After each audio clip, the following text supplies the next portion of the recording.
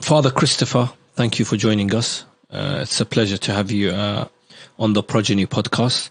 Considering you are a priest, what made you get into studying and lecturing about Islam? It started really with Fatima, Lady Fatima, because I was researching Hussein, and of course you have to then read about his mother. Yeah. And I was quite shocked that there's so much devotion to Fatima and so little written about her. She was a real person and played a fundamental role in the very start of the preaching of the Prophet.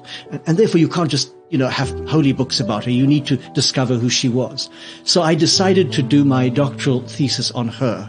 And I produced what I hope still and think still was the first real biography of Lady Fatima. I mean, in a Western language, but based on the Arabic sources. And your second book is on? So the second book is really, in a sense, a bit of a joke, in that there was a group of us in Rome, professors.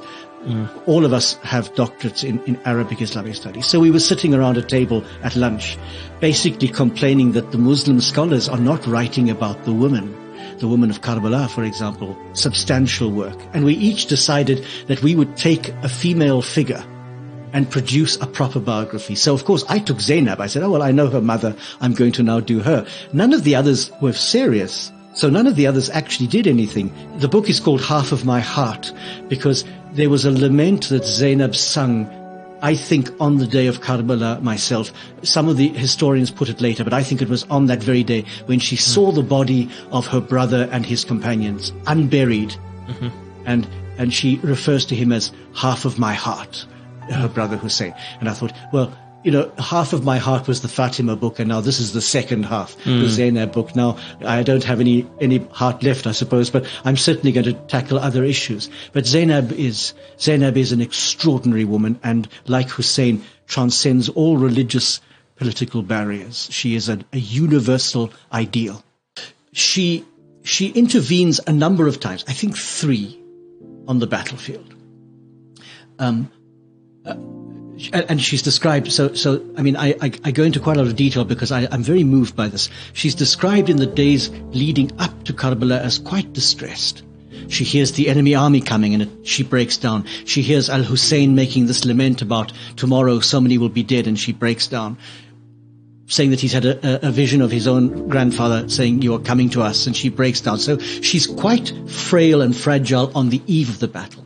But on the day of the battle, there's a remarkable change, and even the Sunni authors record that she looked like the sun rising as she came out onto the battlefield.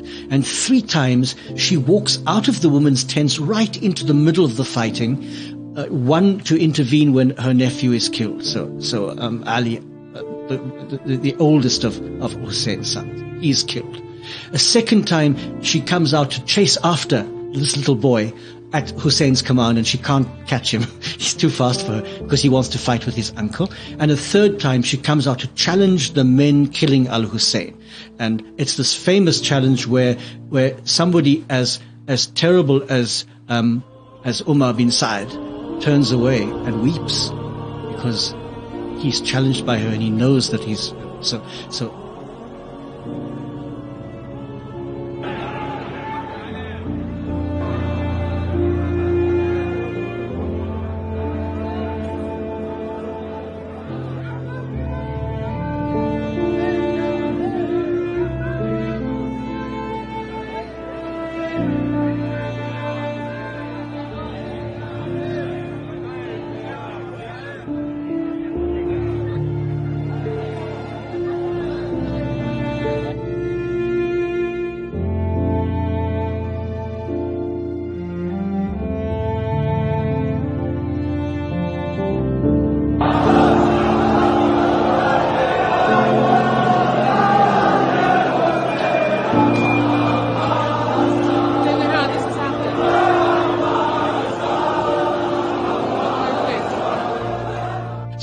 So in that sense, she is of great importance, but even more important after the battle because, and this is where I get into trouble, because she was for a short time the leader of the Ahlul Bayt. There's no doubt about that. Young Ali bin al-Hussein was much too sick to function immediately after the battle. And his life, in fact, is saved twice.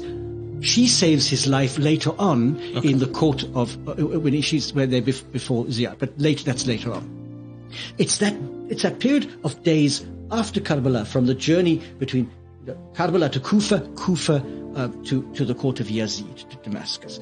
That period, however long it was, and it's difficult to know how long it was, when they were being interrogated and ill-treated, she was the pole around which everything revolved.